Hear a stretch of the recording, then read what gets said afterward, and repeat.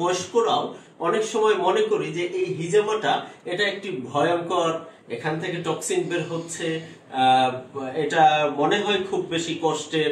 আসলে এই হিজামাটা খুব বেশি কষ্টের কিছু না, এটা খুবই একটি সহজ। একটু কাছে আনেন, দেখার তো পয়েন্টগুলো সহজ। তো আমরা এই 10 বছর বয়সের এই আল আমিনকে এখন এই কাপিং থেরাপিটা দিচ্ছি। তো এই আল আমিনের কাপিং থেরাপির মাধ্যমে আমরা কিন্তু বেশ অনেকগুলো পয়েন্টে, একটু কাছে দূরে নিয়ে দেখাবেন, আমরা তার শরীরে বেশ অনেকগুলো পয়েন্টে কাপ লাগিয়েছি। এটা যদি খুব বেশি সমস্যার থাকতো, ভয়ের থাকতো, ব্যথার থাকতো, কষ্টকর হতো, তাহলে এই 10 বছরের ছোট্ট আলামিন, এই কিউট বেবিটি আসলে কখনো এই হিজামাটা নিতে পারতো না, সে সহ্যই করতে পারতো না। কারণ 10 বছর বয়সে আমাদের আর কতটুকুই বুদ্ধি হয়। তো তারপরেও মাশাআল্লাহ এই আলামিন অনেক বুদ্ধিমান একটি ছেলে।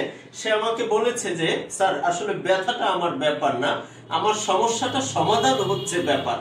এই বুঝটা, এই কথাটা, এইটা এই ছোট্ট 10 বছরের আলামিন বুঝতে পেরেছে। কিন্তু আমরা অনেকেই এই বিষয়টাকে ভয় পেয়ে বসে থাকি, এই বিষয়টাকে কঠিন ভাবে বসে থাকি, কিন্তু এতটুকু বিষয় সহ্য করে কাপিং করে উপকার পেতে চাই না, বা এটাকে ভয়ের মনে করি। তাই আমরা আমাদের ঘরে যাদের এরকম ছোট ছোট সোনামণি রয়েছে, বয়স বেশি হয়ে গেছে কিন্তু সেই বয়স অনুযায়ী তার শরীরের বৃদ্ধি হচ্ছে না, তাহলে তাদের জন্য এই হিজামা কাপিং থেরাপি।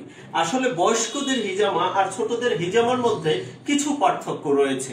অনেকে যারা বয়স্করা আছেন, হিজামা নিয়েছেন, মনে করেন যে আমাদের মতোই এদের কাপিং। আসলে এদের পদ্ধতিটা কিছুটা ভিন্ন রয়েছে, তো সবার মতো, কারণ এদের স্কিনটা এখনো প্রস্তুত হয়নি। এদেরকে ড্রাই কাপিং, ম্যাসেজ কাপিং এর মাধ্যমে কাপিং করা হয়ে থাকে।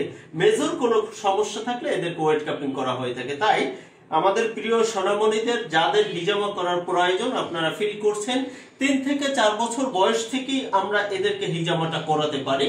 তবে অবশ্যই ভালো অভিজ্ঞতা সম্পন্ন ব্যক্তিদের মাধ্যমে ছোটদেরকে হিজামা করাতে হবে। নতুবা একটি ইউটিউব দেখে অনলাইনে কিছু কাপ টাপ কিনে বাসায় বসে করাতে গেলে এটা সমস্যা হয়েও দাঁড়াতে পারে। অবশ্যই আমাদেরকে ভালো এক্সপার্ট ব্যক্তিদের মাধ্যমে, অভিজ্ঞ ব্যক্তিদের মাধ্যমে কাপিংটি করাতে হবে।